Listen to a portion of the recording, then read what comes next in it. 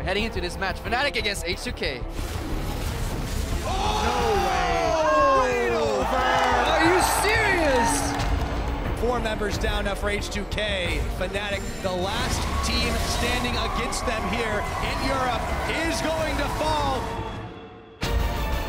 From that game, when we catch like weakness points, even they improve, we don't care about that. I think that if their plays won't work, they can be beaten. They definitely show some flaws in their game. If we play without overconfidence, then for sure we are gonna win. This just makes me wonder who is going to stop Fnatic and when. I want to believe that we're the team that is gonna beat them. Good luck, have fun. I'll see you guys on the other side. Okay, guys, good luck. We got this. I don't know what is our team's weakness point.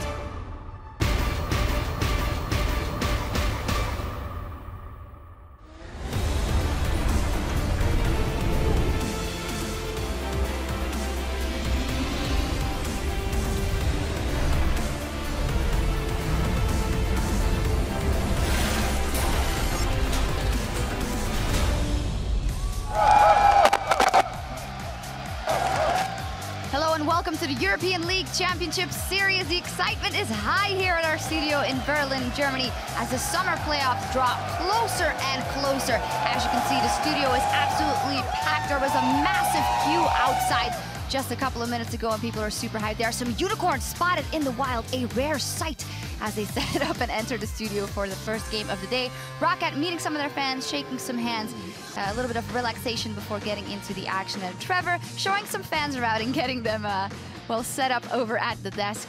And there, the Copenhagen Wolves looking for their very first victory with their new lineup, setting up their gear, showing us what they can do today. I'm EpicSkillshot today, here to take a look at today's games with the help of James Stress O'Leary, Martin de Vischolinge, and Mitch Krepo-Voorspoels. Good evening, gentlemen.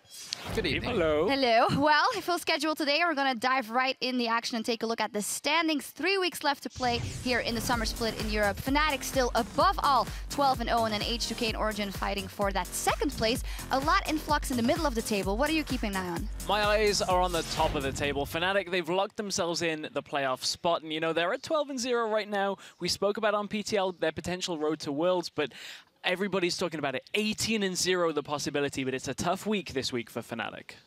For me, the most interesting story is the teams all the way in 5th place. You have Rocket, Gambit, and Unicorns of Love, all with 5 wins each. So that's the same for them. What's different is the teams that they will be facing in the next 3 weeks or 6 games. And as we can see on the screen, what we've done right now is we've calculated how many wins and losses those respective teams that they're facing have in total. So if you look at Rocket, they have the toughest schedule up ahead because the teams they're facing are 42-30. Gambit, 50-50, and Unicorns on paper have the easiest schedule. Yeah, and Rocket is the only team still facing H2K, Origin and Fnatic, so all 3 top teams. They're also facing Giants, the only one we haven't really talked about here. Just above the other teams, 6 wins so far, 4th place. They've been there for quite a few weeks now, and as long as Pepinera can perform, and I would say Whirlip as well, I think Giants will get a playoff spot, but they've been a little bit too inconsistent to say it for sure. And we'll see, but Pepinaldo, of course. He's been using that Ezreal with Runeglaive on 5.12, and we saw a lot of poke in on 5.12, rather 8 Varus picks, 8 Jace picks in that mid lane, and 20 of the last 40 picks in the mid lane have been poke. That together with the double poke comps, what have we learned so far? I think we've learned how not to draft a composition against poke, at least how it can become super hard for you to win the game. Going to the NA LCS, we saw CLG versus Team Impulse. CLG ran a composition with very low engage, and that simply means either you have to win the early game extremely hard, and then Which they did, very true, and then like you got to be able to push that advantage. You got to be able to secure that Baron to close out the game, and they couldn't do that. Too much, you know, potential bush checking coming in from these poke champions, and of course the late game of this Israel. If you make one mistake against them, they go to late game, and there's just so little you can do.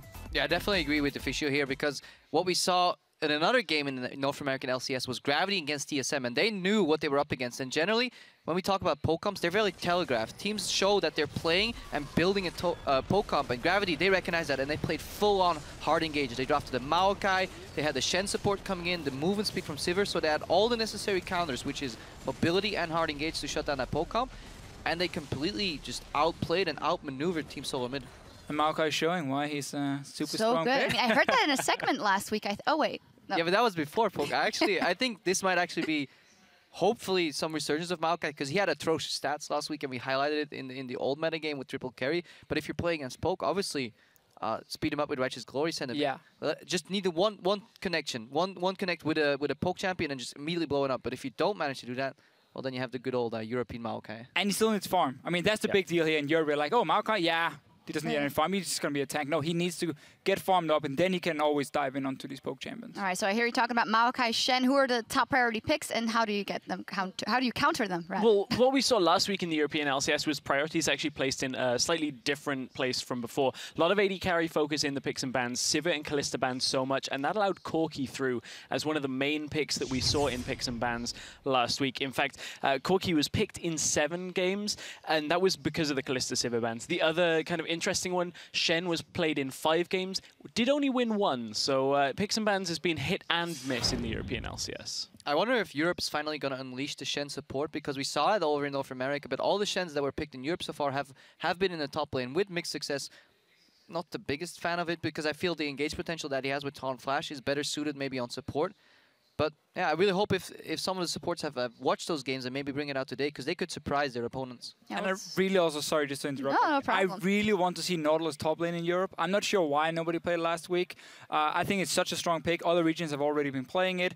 It's a bit like a Maokai in many ways. Massive tank, get a Righteous Glory, use them to engage in these Poke compositions here. And the games also should speed up a little bit. Yeah, we'll see if that Nautilus top gets picked. We have 5 games here today. We'll see which trends on 5.12 continue. We'll start the day off with a bout between the Copenhagen Wolves and the Unicorns of Love. Then later on, the Origin will face Giants, and H2K will be facing Fnatic. That is our 4th game of the day. And well, H2K will see if they can break that winning streak of Fnatic. A lot of key matchups on the horizon. I want to hear your draft strategy. Tweet at LL Esports and let us know which champion pro combo is your must ban this week and why.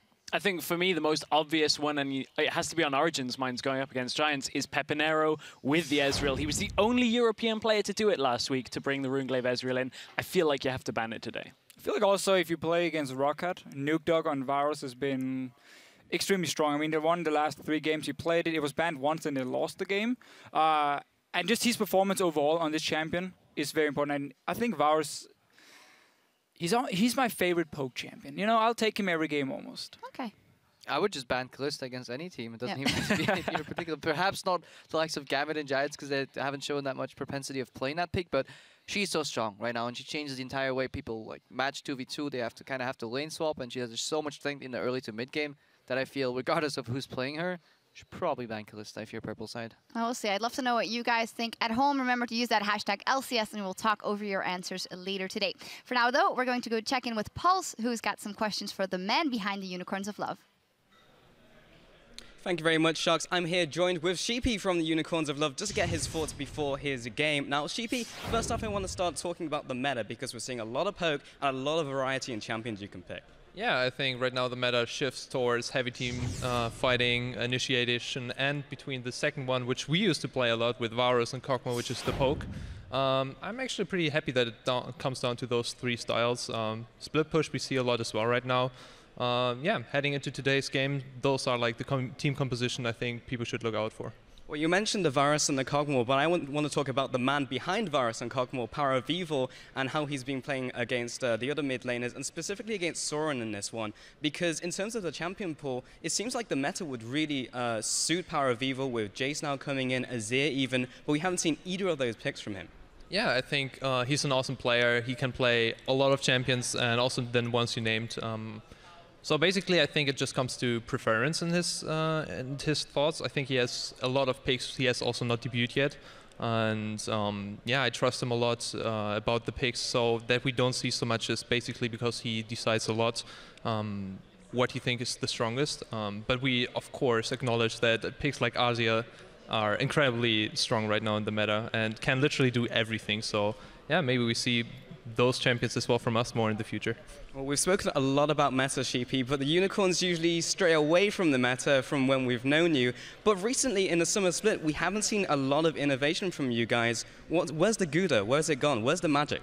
It's down in the basement, slowly, you know, going to a fine age. And yeah, so I think that basically it's just a matter of time for us.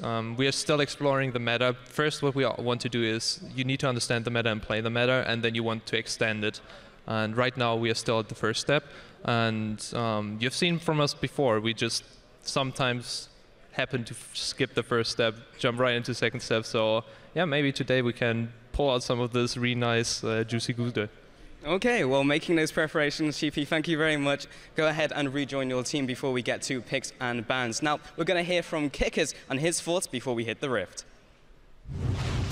Right now, for CV, I don't think they need to have mindset that they go into every game that they need to win.